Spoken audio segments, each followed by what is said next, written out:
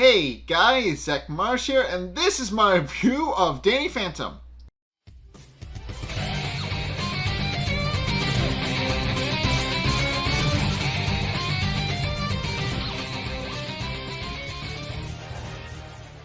Okay, so this episode, Doctor's Disorders, is a fun one because this is an episode where a lot of people get ghost powers, which winds up playing into the villain's plot, and it's someone we've seen before, so you guys will know it. We'll probably know what it is when you hear it. But the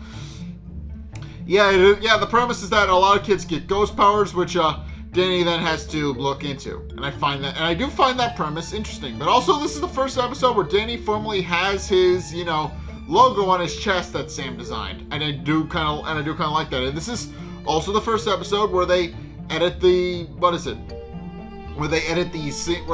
opening sequence so that Danny has the logo on his chest during the opening sequence, because that was a thing Sam wished for, that it would permanently be part of his design.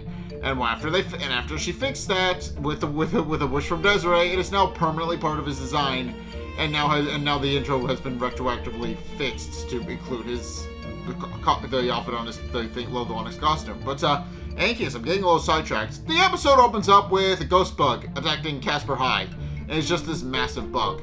And of course, one teacher is commenting, who goes on names for the most part, but the teacher does comment on how it's a nice proboscis, but also wishes that he wasn't on the receiving end of it. But in any case, it's this point where Danny proceeds to fight off the ghost very briefly. He tries to fend it off by just forcing the ghost out of the school and attacking it. But and eventually he figures out the best way to defeat it is to goad it into attacking some power lines, which don't wind up working as. And there's a really fun joke where he goes, "Bug meet Zapper." But in any case, he winds up bleeding it into a power lines, which only causes it to divide and become much more smaller, and they all return to the school. And of course, Danny remarks that was one down and only about 1 million to go. So his work is far from over. But in any case, with that, he then returns to the school where Tucker is currently testing out a new body spray, which he calls Foley by Tucker Foley.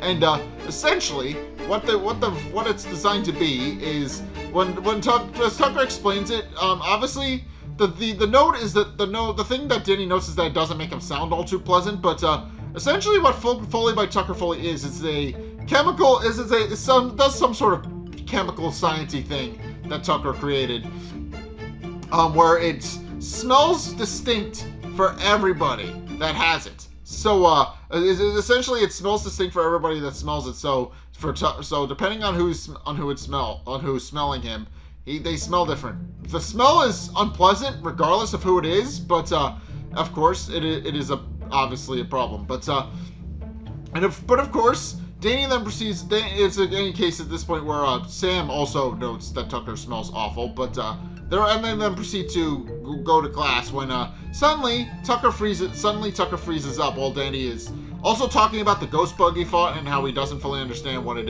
is or where it came from, but that he does need to find all the smaller ones because he doesn't really know what it can do yet.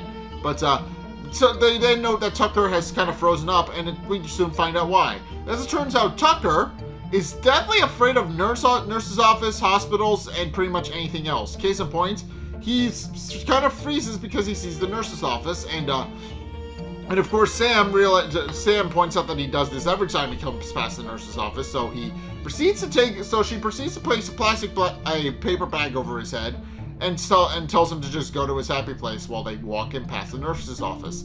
And it's of course at this point where Tucker then proceeds to remark that he's in a building of supermodels. He's walking past a modeling agency, not a nurse's office. And of course, after that, they remove the bag, and Tucker thanks Sam.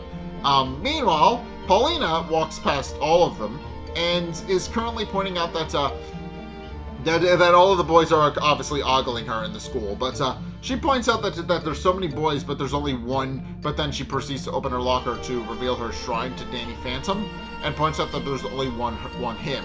And of course, she opens the locker, And it's at this point where we discover what the ghost bugs are designed to do, because one of them winds up stinging Paulina, and she starts glowing.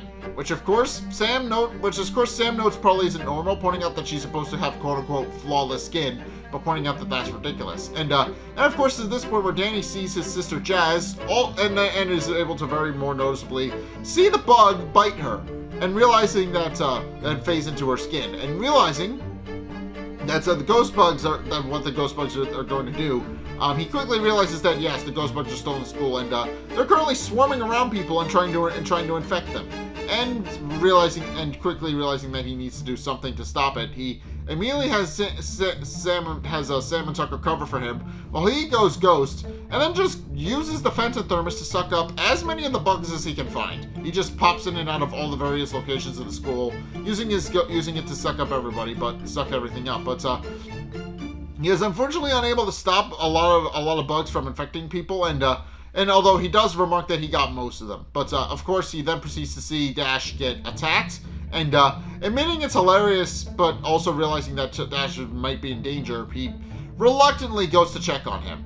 And of course he sees Dash he hears Dash making loud gurgling noises in the bathroom, so he immediately goes ghost and asks Dash to say something to reassure him. But it's at this point where Dash bursts out very visibly more ghost-like, and he immediately attacks Danny. And Danny is of course manages to subdue Dash, and does prepare to punch him in the face, pointing out that he really didn't have to do this, but at the same time he's also secretly looking forward to it. But Dash proceeds to pass out and return to normal before Danny could, and Danny realizes that Danny is kind of upset about the fact that he wasn't able to, obviously, to vent his frustration over years of being bullied by doing something quote unquote righteous. But in case, even though he isn't able to save Dash, he does report that he does get most of the bugs, and unfortunately it is at this point where Sam also gets stung and unfortunately starts exhibiting ghost-like symptoms as well. And of course is at this point where one of the teachers starts escorting students off of the school campus to a place he refers to as North Mercy Hospital, and he proceeds to various angry parents come to complain to the teachers about how about how all their kids are clearly sick and in trouble, and are skeptical about North Mercy Hospital and its practices. But the teacher immediately reassures them that the head doctor has been will be happy to answer all their questions and answer anything they need to know. But of course, at this point where Jack and Maddie are also there, and because Maddie was because Jazz was one of the ones who got stung, and they do point out, and Jack laments that he's upset that his daughter got stung because, as he puts it, she was always his favorite. At which point he pulls out a snot rag, blows into it, and then hands it to Danny, telling him to take good care of it because it was his grandfather's, which of course Danny remarks is a little bit gross. But in any case, it is at this point where we're introduced to a doctor named Dr. Burt Rand, and you can probably tell who he's supposed to be based on the name, so I'm not gonna even picture him. But in any case, Dr. Rand proceeds to reassure the parents that he's taking care of everything, that everything is going to be completely under control, and they don't have to worry about any of it. So of course he points out that it should be fine. It should be perfectly fine. It should be perfectly fine. And the parents, not really satisfied, but pointing out that they don't really have no other choice but to trust Dr. Rand, decide to leave. And of course, Danny points out that it's very odd that something about North Mercy Hospital is clearly going on at North Mercy Hospital. But it's at this point where one of the bugs lands on Tucker, and Danny immediately tells him to squish it because it could very well sting him. But Tucker points out that weirdly, nothing seems to be happening, and it doesn't seem like it's bothering him, and it's been like that for a while. But and of course, Danny proceeds to point out that he finds that weird because he obviously points out that his ghost powers are clearly protecting him. But then Annie wonders what's protecting Tucker, and Tucker then proceeds to remark that it's Foley by Tucker Foley, and of course the bot realizing the body spray is protecting him, pointing out that it might enable Tucker to help him. But of course he points out that they're going to need to investigate North Mercy Hospital, which of course, Tucker is very vehemently against because obviously he hates hospitals. But, of course, Danny proceeds to drag him to the hospital anyway. And we find out that Danny has actually given Tucker a compact laser blaster that belongs to his mom. And it's designed to look like a tube of lipstick, but it's essentially this little tube of lipstick that's a compact and a mini blaster because, as Tucker puts it, he's worth it. And of course, with that, reassured that Tucker is there to have his back, he then proceeds to fly over to the North Mercy Hospital, which is revealed to have been abbreviated to No Mercy Hospital, which is suspicious as well, but of course, what Danny quickly discovers is that he can't actually get inside the hospital because the hospital, suspiciously, has a ghost shield, which only makes Danny more skeptical that something strange is going on in there. And of course, he then proceeds to ask Tucker to escort him in, pointing out that he won't be able to get in as a ghost, so he'll have to enter as a kid. At which point, Tucker proceeds to carry Danny up to the front door in his arms. And of course Danny makes a big play, and of course the two guards that are waiting at the door tell him that nobody's allowed in or out. But Danny, of course, makes a very quick point about how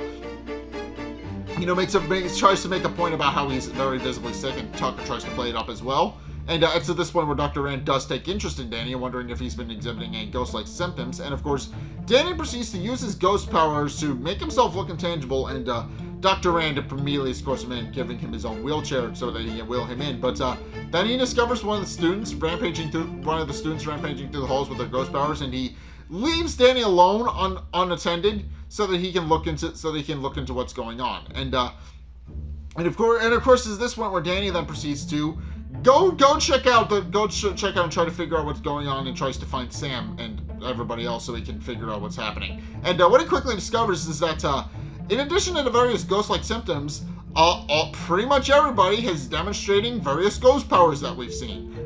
There are some that are learning how to shapeshift. Dash is comically watching soap operas and accidentally blasting the TV with ghost rays, which of course winds up is just a really funny visual, but also implies that there's more to Dash than meets the eye. And probably the most important one of these is that, of course, Danny walks past Quan, and Quan is excited to see him, pointing out that he's surprised that Danny got infected as well. But then Quan demonstrates that he has the ability to duplicate himself, seemingly by accident, and of course, panicking about the fact that there are now 8 him of himself. All of the Quans just run off, with Danny just lamenting about the fact that he's been trying to practice that trick for months, and Quan was able to do it no problem, completely by accident, and that pisses him off greatly. But it's in any case at this point where Danny hears screaming, and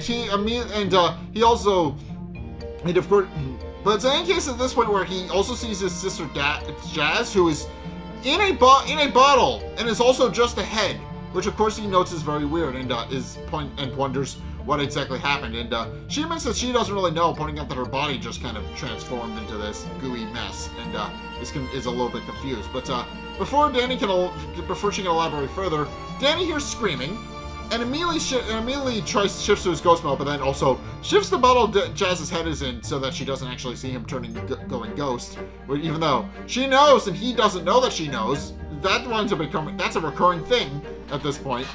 He uses his ghost powers to shift into his ghost mode, and immediately goes to find the source of the screaming. And he eventually discovers Paulina's room, where Paulina is obviously very visibly confused because she's demonstrating a ghost sense, which she admits that she doesn't fully understand what it is or why it works. All it does is that it makes her uncomfortable. But Danny just proceeds to explain that it's a completely natural extension of her body, and it goes off whenever there's a ghost nearby. And sure enough, Danny demonstrates his own to reassure her. And she proceeds to point out that maybe it's going off because he's there, which he doesn't fully deny. But it's this point where Danny hears Sam's voice from the other side of the curtain telling the two lovebirds to knock it off. And Danny then proceeds to realize what Sam's abilities are, which is that she's floating, seemingly uncontrollably, and unable to control how she's floating. So Danny immediately excuses himself to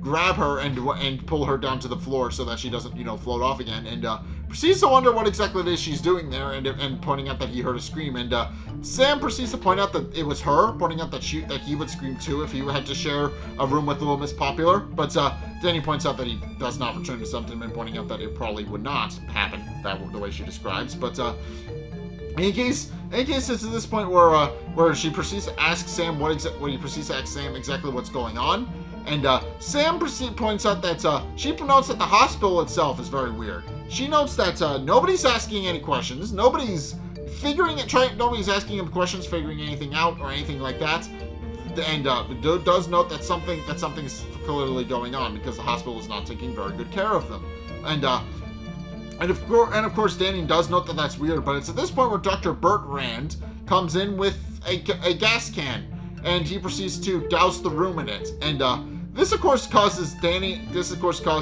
everybody to pass out, including Danny, who is confused that the gas is affecting him, at which point Dr. Burt Rand exclaims that that's the point. At which point it's revealed that Dr. Burt Rand has actually been Bertrand the entire time. So yeah, as I said, I wasn't going to picture him, and there's a good reason for that. It is just Bertrand using his shape-shifting powers. But in any case, Danny is confused about the fact that is obviously face palms over the fact that Bertrand is actually Dr. Bertrand. But as he passes out, and he just utters that Tucker was right in that hospital's stink. But in any case, eventually he does wake up and discovers that he's tied to a gurney with ghost-proof restraints, and Bertrand has since left him alone. And does proceed to reveal that Spectra is actually in the hospital as well, and she of course then proceeds to reveal what her evil plan is to Danny. Obviously, after Danny and Jazz fried her body the last time, she decided to recreate her body, but make it better by using her ghost bug to infect people so that she can make them more compatible and enable her to build on her ideal body. Which and of course, Danny proceeds to wonder why the ghost powers exist, but she proceeds to explain that it's just a side effect. That of course, her ghost bug just unintentionally gave people ghost powers, which does point out that they are all ticking time bombs because of that, because as she explains, their bodies cannot actually handle the ghost powers, unlike Danny or, other ghosts, and eventually they will wither away and die because of that, which of course causes Danny to panic. Meanwhile, Tucker is waiting outside the hospital and clearly points out that he hasn't heard anything from Danny. So he points out that Danny is probably fine. He points out that Danny probably doesn't need him to come in and rescue him. But then he starts hearing Danny hollering for him and hollering for help. And of course, Tucker very much tries to dig his heels in and points out that it's not technically a call for help for him until he hears his name and realizes he has to sneak in. So he uses his compacts he disguises himself as a nurse to sneak into the hospital, past the guards, also blasting them with his compacts when they don't quite buy it, at which point he disguises himself and eventually runs into Sam, who is clinging to the ceiling, and Sam, of course, points out that she's very glad Tucker's there because there's clearly something evil happening at the hospital. And Tucker just points out that, of course, something evil is happening. It's a hospital. So, and of course, she points out, but of course, he proceeds to ask her if she's seen Danny, and she points out that he has, but that was a while ago, and doesn't fully know where he is, and possibly that he might be in danger. Which Tucker, of course, points out that that's all he needed to hear, and decides to point out that he'll go looking for him, but also in the meantime then proceeds to tie Sam's ankles up in a catheter so that she doesn't float away anymore, and does tell her that if he's not back soon, to come looking for him. And at which point he proceeds to climb through the vents, also reassuring himself that he's in a modeling agency and that he's not actually crawling through a hospital vent, and a whole bunch of other things to make himself calmer. Meanwhile, Spectra then proceeds to reveal what her ultimate end goal is and why she captured Danny specifically. It's that she needs Danny's DNA to stabilize her final form so that she can become as perfectly powerful as she can. And then proceeds to wheel him into the extracting chamber, which is kind of based on a CRT scan, but also not really. And and a massive vacuum proceeds to pop out of it. And Danny quickly realizes DNA is going to get sucked out, but then remembers that he has his dad's nose rag, and points out that if she wants Fenton DNA, maybe he can provide a substitute. At which point he successfully pulls the rag out and it gets sucked inside, and Danny proceeds to make a very big play about the fact that she sucked out his DNA and he's feeling weaker, but also points out but also secretly admits that he can't believe it worked. And Spectra once the Fenton, quote unquote, Fenton DNA has been added, then proceeds to possess the new body that she created, which winds up becoming her new form. I'm pretty sure she maintains this form for the rest of the series. So this is what she looks like now. And gloating that she's now more powerful than she ever was, she then proceeds to leave Danny alone and keeps him locked in the restraints so he can't run away and interfere with her plans.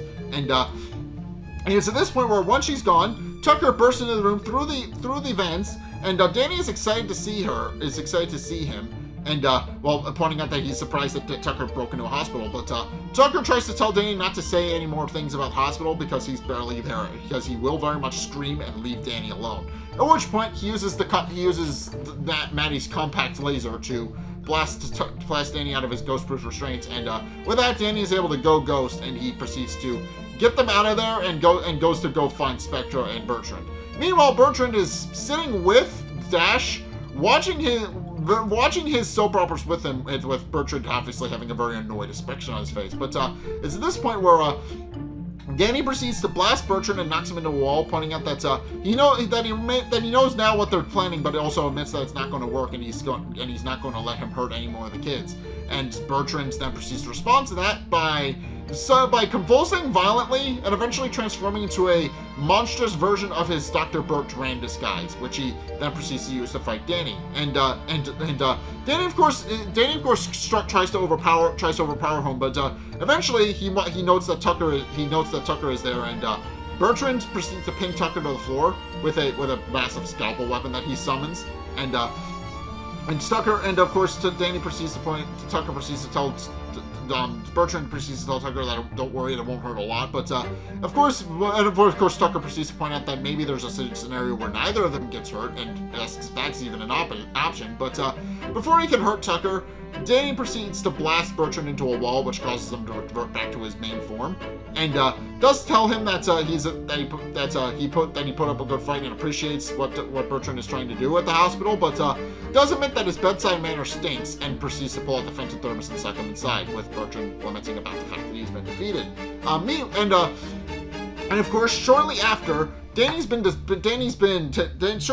Bertrand's been dealt with, Spectra appears with her new form and attacks Danny, and does thank him for his DNA, pointing out that she's feeling a lot more powerful. But of course Tucker then proceeds to remark that he is in a modeling agency, which of course Spectra admires the compliment from Tucker, pointing out that she did work very hard to make her ideal body, and is appreciative of the fact that it's a lot more, that Tucker notes that it's a little smarter, more beautiful, and more powerful. At which point she proceeds to fight Danny, and but also proceeds to point out that even if Danny is wasting his time fighting her, pointing out that eventually even if she loses, there's no way to get the ghost bugs out of the other students' bodies, which of course Tucker points out isn't the case, and remarks that there is one way, at which point he climbs into the air conditioning again.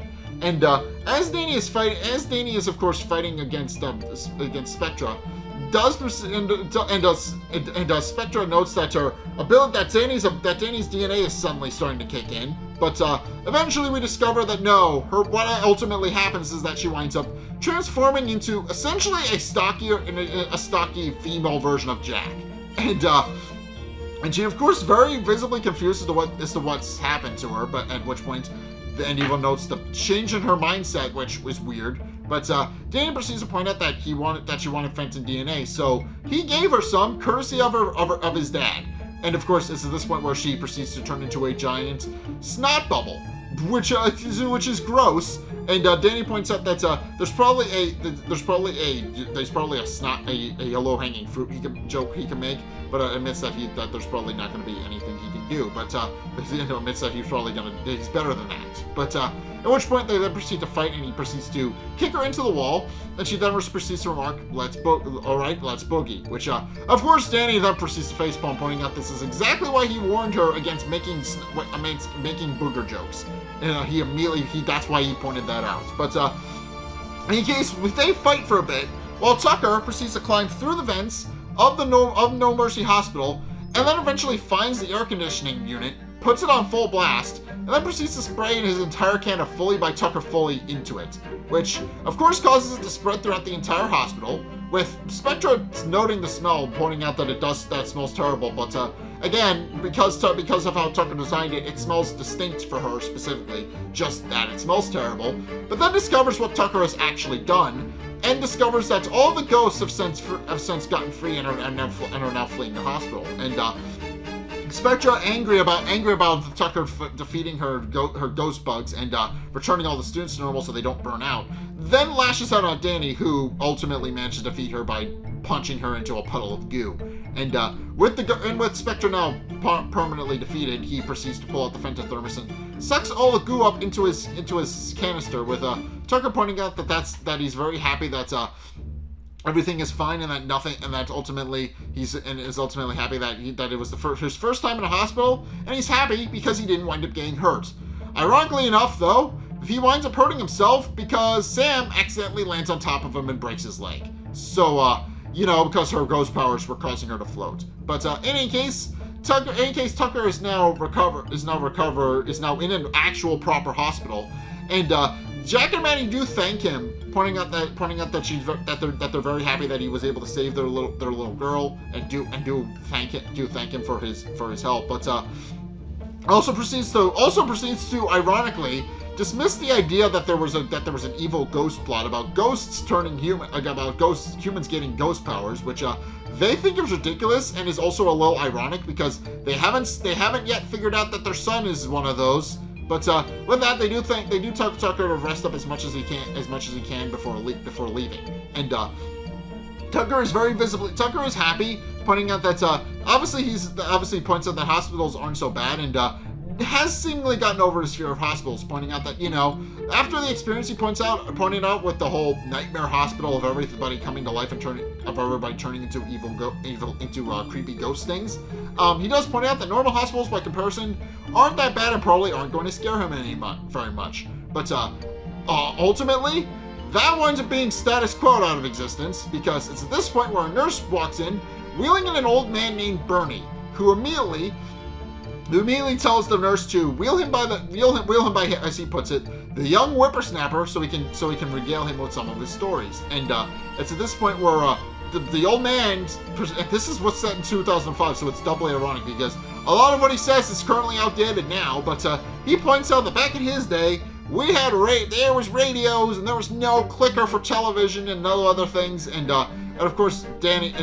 Tucker is unable to move because his leg is broken. Hollers for Sam and Danny, who have long since left, and points out that technically it's not a cry for help, and they proceed to leave and let Tucker deal with the old man by himself. So that's how the episode ends. But yeah, this is a fun episode because I should mention this is another scenario where technically the villain wins, because Spectra gains a new form in this episode, which was her end goal, and it is obviously what she refers to as her quote unquote ideal form. So for the rest of the series, this is the form she's in. So technically, she wins. I mean, the ghost powers, her ghost bugs wind up getting chased off, and she winds up getting sucked into the Fentathermos, but she has a new form, which is what she wanted throughout the entire episode. So technically, even though Danny defeated her, she wins. Which is interesting. Not to the level of, Walker, because, Walker turned the entirety of Amity Park against Danny.